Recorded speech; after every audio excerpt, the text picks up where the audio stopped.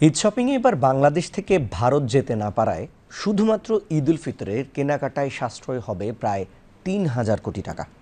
Global economist forum ভারতের tourism বিভাগের তথ্য উপাত্ত বিশ্লেষণ করে জানায়, প্রতি বছর শুধু ঈদ উল ফিতর উপলক্ষে বাংলাদেশ থেকে প্রায় $৩০,০০০ চলে যেত ভারতে।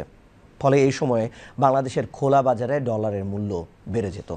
রিপোর্ট শফিউল্লাহ সুমনের।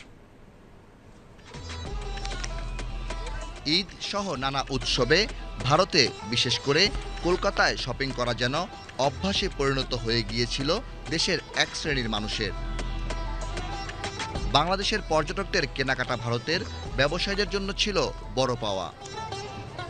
বিশেষ করে কলকাতার নিউ মার্কেট, বড়বাজার, মল্লিক বাজার সহ অন্য শপিং হাবগুলোয় প্রচুর বাংলাদেশি ক্রেতা ঈদের কেনাকাটা করতেন।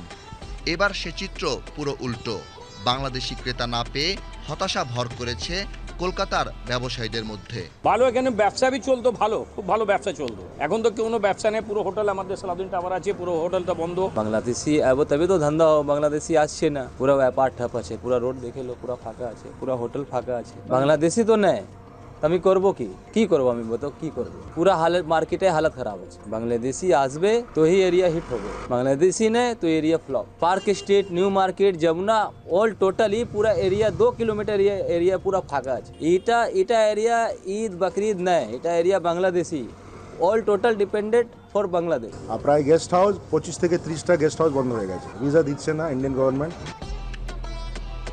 ব্যাংক, বিমা ও আর্থিক খাতের গবেষণা প্রতিষ্ঠান গ্লোবাল ইকোনমিস্ট ফোরাম বলছে, ভারতের বিভিন্ন রাজ্যের শপিং মলগুলোয় বছরে অন্তত ৩,০০০ কোটি টাকার কেনাকাটা করতেন বাংলাদেশিরা। এবার সেই চাপ পড়েছে দেশের বাজারে। দেশে বসে শপিং মলগুলোতে দেশীয় পোশাকের পাশাপাশি ভারতীয় ও পাকিস্তানি পোশাক কিনতে পারছেন ক্রেতারা। বৈধ পথে বাংলাদেশে এসব পোশাক প্রবেশ করায় সরকার পাচ্ছে বিপুল অঙ্কের রাজস্ব। বাংলাদেশ থেকে প্রত্যেকটি ঈদে মানে ঈদ পারপাসে যেরকম ট্যুরিস্ট যেত, প্রায় ৩,০০০ কোটি টাকা প্রত্যেকটি ঈদ পারপাসে বাংলাদেশ থেকে ইন্ডিয়া যে পারচেস করতো তারা। ৩,০০০ কোটি টাকার মধ্যে এবার আমি মনে করি বাংলাদেশ থেকে তার 10%ও যেতে পারে নাই, কারণ এই টাকাটা বাংলাদেশের ভিতরেই আছে। হ্যাঁ, বাংলাদেশেও ইন্ডিয়ান প্রোডাক্ট আছে, যারা আনে, ইম্পোর্ট করে আনে এলসির মাধ্যমে, তারা ট্যাক্স ভ্যাট পে করে আনে, গভর্নমেন্ট বেনিফিটেড হয়।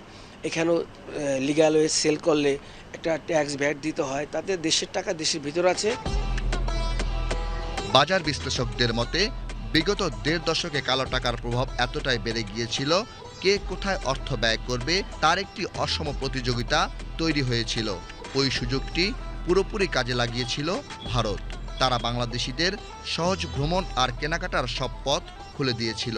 বিশেষ করে বিগত বছরগুলোতে কলকাতার অর্থনীতি চাঙ্গা ছিল বাংলাদেশিদের টাকায়। Shafiullah Suman, BTV news, Dhaka.